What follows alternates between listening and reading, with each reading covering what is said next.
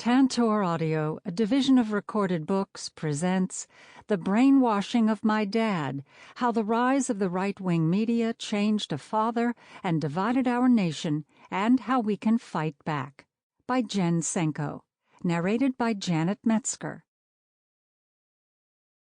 A note to the listener. This book is based on the documentary film The Brainwashing of My Dad, which was released in 2016. Within it, you will hear some references to interviews with various experts that were taken either directly from the documentary or from additional footage from the interviews that didn't make it into the film. Though the main emphasis of this book is on right-wing media, I analyze some events from the last 4 decades that helped push the country to the right and were made possible largely because of the formidable and calculated influence of right-wing media.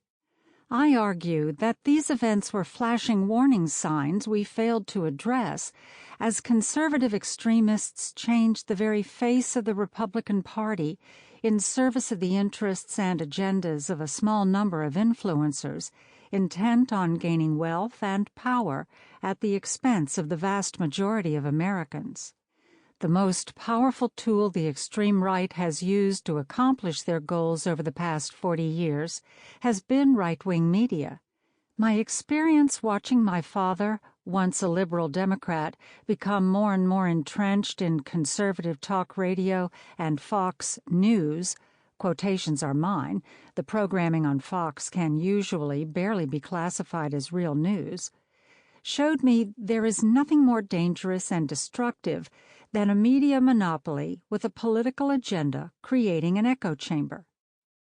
In the case of right-wing media, that echo chamber is deliberately constructed to stoke anger, fear, and hatred in its listeners and viewers. The most frightening thing about the media outlets that push right-wing ideals, however, is how they inspire complete loyalty and devotion in their audiences.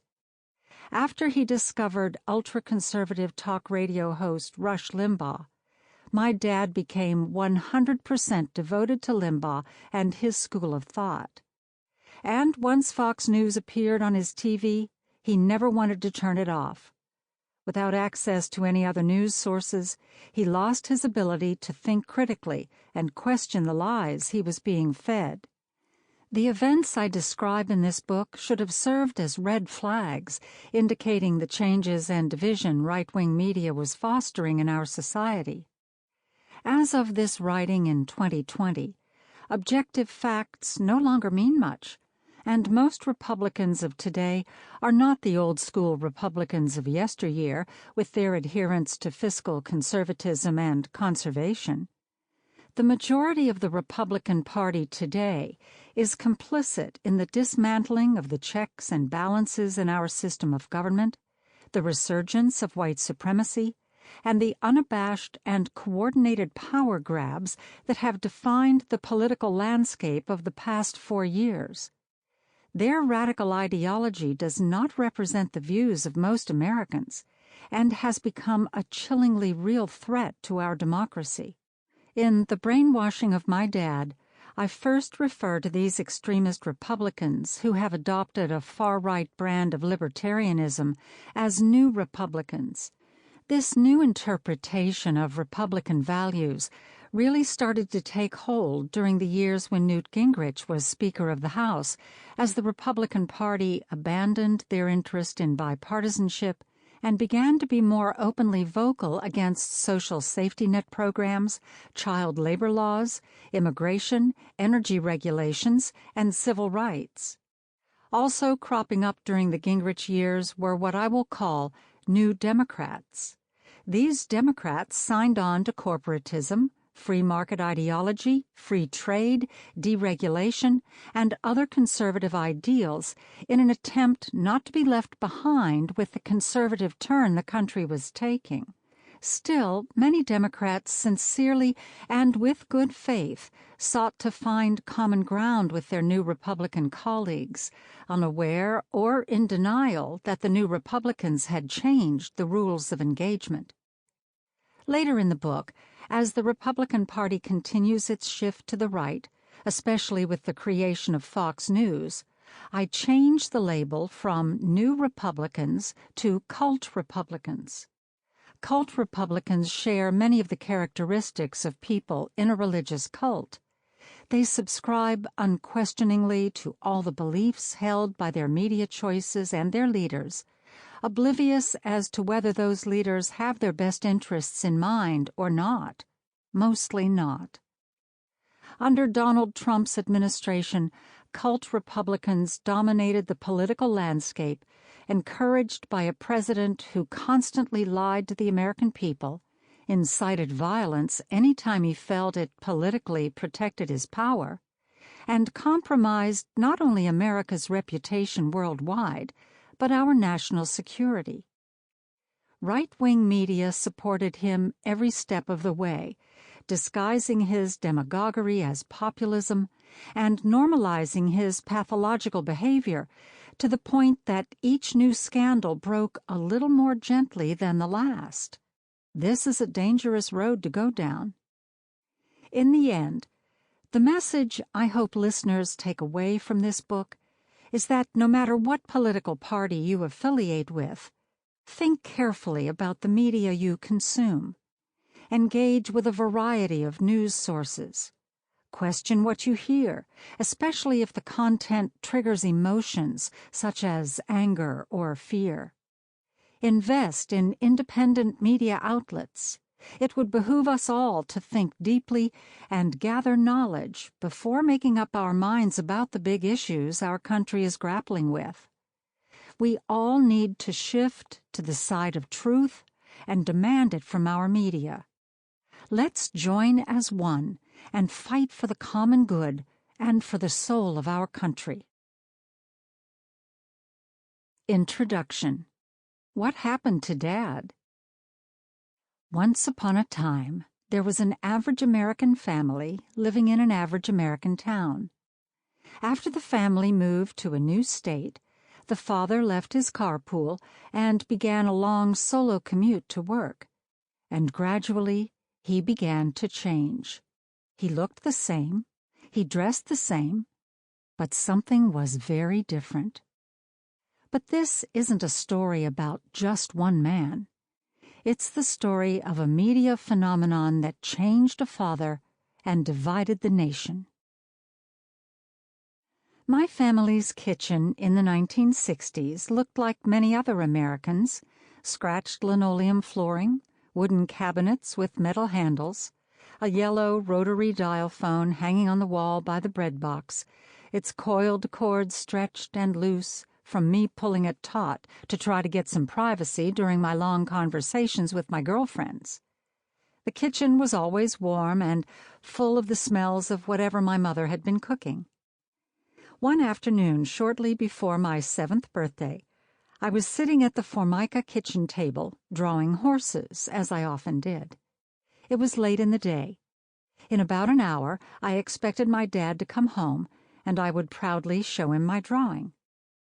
As I was deep in concentration, making sure I got the horse's conformation correct and listening to the sound of rain beating against the window, the door connecting the garage to the kitchen swung open earlier than usual.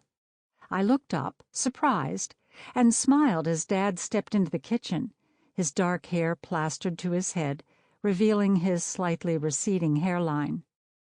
He had an odd look on his face, almost mischievous, and his detective-like raincoat was oddly puffed out around the top. "Frank?" My mother turned from the sink, wiping her hands on a frayed towel. "What are you doing home?" Dad winked at her. He chuckled slyly. "A little surprise for Jennifer's birthday, since she's been begging."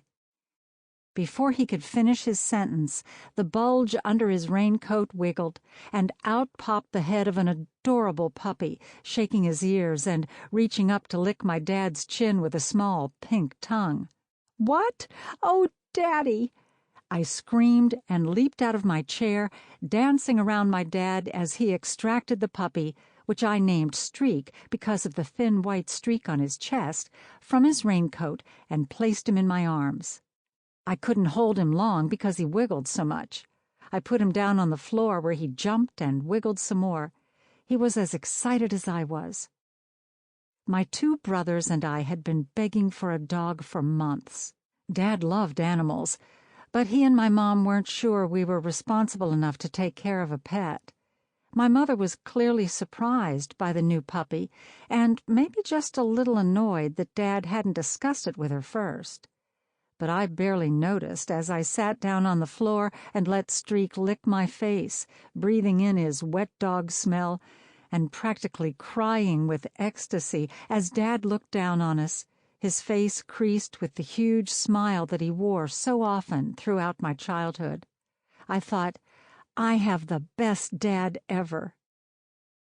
Decades later, that smile would be little more than a memory as my dad transformed into a person I barely recognized, a person who raged more than he laughed, who viewed the unknown with suspicion, and who inexplicably railed against institutions like PETA that protected the welfare of the animals he used to love so much. So what happened to my dad? My father, Frank Senko, was born in 1922 in Newcastle, Pennsylvania, the first child of my grandfather's second wife. His first wife, with whom he had 2 children, died in the flu epidemic of 1918. The family was so poor that Dad swore he actually walked barefoot to school. The Roaring Twenties didn't roar so loudly for the Senko family, and my dad often told stories about how he and his siblings would occasionally sneak a carrot out of the nearby farmer's garden and eat it raw, or steal potatoes to bake in a bonfire. My grandparents' relationship was troubled, and eventually my grandmother left the family. My grandfather married again and had 3 more children.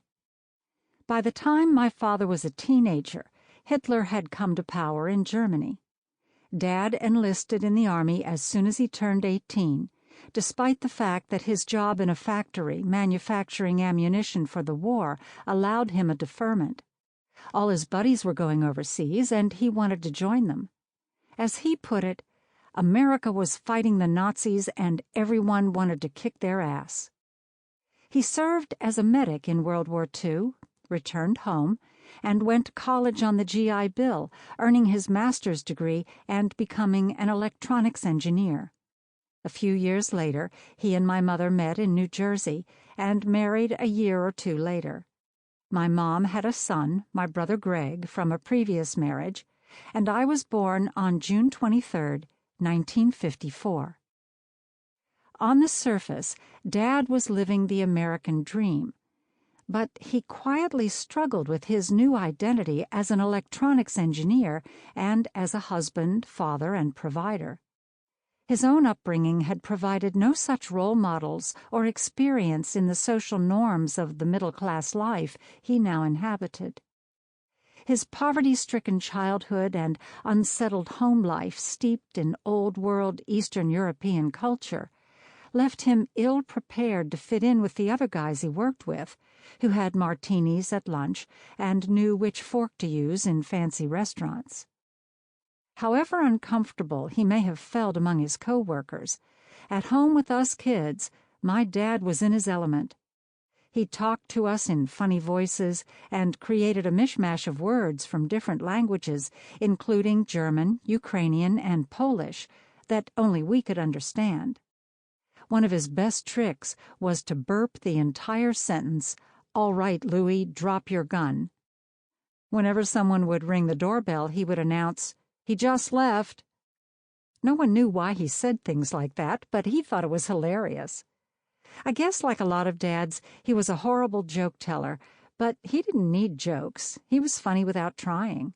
He was boisterous and loud and would talk to anybody, the natural life of the party. Dad was creative when it came to fixing things, mostly because he didn't want to pay to have someone else work on them. His fixes may have looked like jerry-rigged contraptions, but they always functioned well enough. Aesthetics did not concern him. He built an insulated doghouse with a shingled roof for Streak and converted the garage of our house in New Jersey to a TV room, complete with 1970s fake wood paneling. He built a passageway from the new garage to the basement, which came in handy during my teen years for sneaking boys in and out of the house. Dad didn't like the wasteful, throwaway mentality of most Americans, remembering the hardship of the Great Depression of his childhood and how his family had to scrimp and save just to get by. In a sense, he was an early environmentalist. He wasted nothing and believed in conserving energy, hollering at us constantly about leaving lights on, not wasting toothpaste in the tube, and, the cardinal sin in his book, wasting food. On the rare occasions our family ate in restaurants, we'd have to look down the price list on the menu first before we picked something to eat. As my friend's mother, Mrs. Poole, once said, "My father could squeeze a nickel till the buffalo shit." So, although it was sometimes hard for us kids not being able to get the latest styles of shoes or clothes growing up, he was able to put all of us through college as a result of all that saving. And for my dad, that meant success in his own life. The first political conversations I remember overhearing at home were about President John F. Kennedy, whom my parents adored. I remember the 1960s as a time full of hope. With Martin Luther King Jr.'s activism and JFK leading the country, it felt like we were on the verge of solving many of the challenges that had plagued our country. And my dad was totally on board, an upwardly mobile, registered Democrat who hoped to contribute to a better future for his children and for America. But I wouldn't have written this book if my dad had remained the same person he was in the 1960s and 1970s. Over the next 20 years, especially in the late 1980s and 1990s, Frank Senko, as I had known him, began to disappear. He was replaced by a man I no longer knew, who disparaged the very social programs that had allowed him to create a successful life, who spouted virulently anti-illegal alien comments, and who constantly listened to conservative talk radio and watched Fox News on TV. As I watched my dad change, I realized something else was changing right along with him: the visibility and power of right-wing media. It became clearer and clearer to me that there was a connection, that my dad was internalizing the political opinions people like Rush Limbaugh espoused, to the point where he was no longer forming his own opinions at all.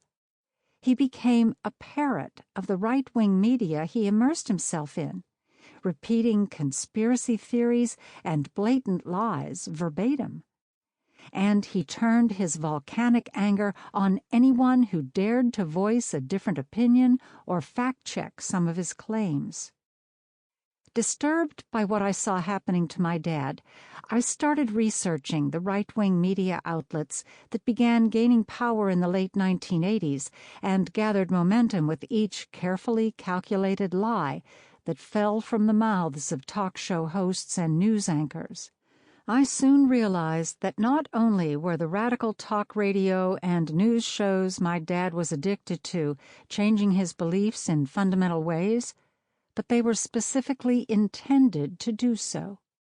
The simple truth is that while the rest of us were busy going about our daily lives, right-wing corporate forces were engaged in a vast conspiracy to deliberately build a media machine designed to foster fear, anger, and division that would benefit their economic interests. And my dad, along with millions of other Americans, got bamboozled by it. Chapter 1. The Great Depression, the New Deal, and the Nazi propaganda that paved the way for extreme right-wing media. When any of us kids wanted to stay home from school because we had the sniffles, my father would boast that he had never once missed a day of school. Even at a young age, Frank Senko valued education and a warm, quiet, one-room schoolhouse. For him, school represented a safe haven away from his turbulent and poverty-stricken home life. My dad's family certainly didn't experience the roar of the Roaring Twenties, struggling to get along even during a time of relative prosperity for many Americans. During the 1920s, the country transformed from a mixed market economy to a free market economy. A mixed market economy allows for a significant government role. Profit-seeking is not the sole motivation. The motivation is the overall health of the economy. Free marketeers advocate for a strictly reduced government role and believe the market should solely be driven by competition and profits. The Republican Party dominated the White House during this era with 3 consecutive presidents: Warren Harding from 1921 to 1923, Calvin Coolidge from 1923 to 1929, and Herbert Hoover from 1929 to 1933. Though there were improvements in the lives of some American families with the advent of electric lighting and indoor flush toilets, income inequality was the dark underside of the 1920s. The rich were growing richer, and the poor had to struggle along with no safety net. During this time, the stock market was booming. Opportunistic investors were taking bigger and bigger risks, often buying stocks on credit with very low interest rates. But behind the scenes lay a troubled agricultural sector, low wages for working-class people, bank loans unable to be liquidated, and lots of debt. The Great Depression. The stock market crashed on October 29, 1929, just months after Herbert Hoover became president. Billions of dollars evaporated from the economy as stock prices spiraled, and by 1932, the stock market would be worth only about 20% of what it had been before the crash. 2 devastated investors even jumped out windows to their deaths, unable to deal with the lightning-fast downward spiral. Many folks rushed to the banks to withdraw their savings, leading to bank runs and a domino effect of bank collapses, because the commercial banks had used their depositors' savings to invest in irresponsible ventures that had now also bottomed out. Unemployment levels rose to record highs, hitting almost 25% in 1932. The nation was devastated. People were starving. They couldn't pay their rent or mortgages. Bread lines wrapped around entire blocks, and soup kitchens set up by charitable organizations and churches were overflowing with hungry people. This was the world in which my father spent his childhood. President Hoover believed in virtually no role for the government and wanted to promote capitalism and individualism. He believed that banks and businesses just needed to show confidence to force a quick recovery, and that the Depression would get better by virtue of individuals helping their neighbors and people pulling themselves up by their bootstraps. But, in fact, matters were only getting worse. The jobless and homeless formed communities of shacks known as shantytowns and then as Hoovervilles. Many people felt that the government urgently needed to step in to save the millions of people who were struggling, but Hoover's administration was reluctant to engage in any wide-scale economic programs. The New Deal.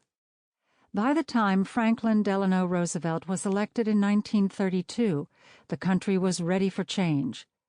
Lifting the economy out of the depression that the free market economic climate had created was a priority for millions of Americans, and FDR had a solution for them: the New Deal, a series of government-managed economic and social programs designed to create economic recovery and a social safety net for its citizens. My mother clearly remembers she and her friends feeling hopeful as he took office. FDR's first move was to restore confidence in and stabilize the banking system with the Emergency Banking Act, opening the Federal Reserve to supply unlimited amounts of money to banks, and creating 100% deposit insurance.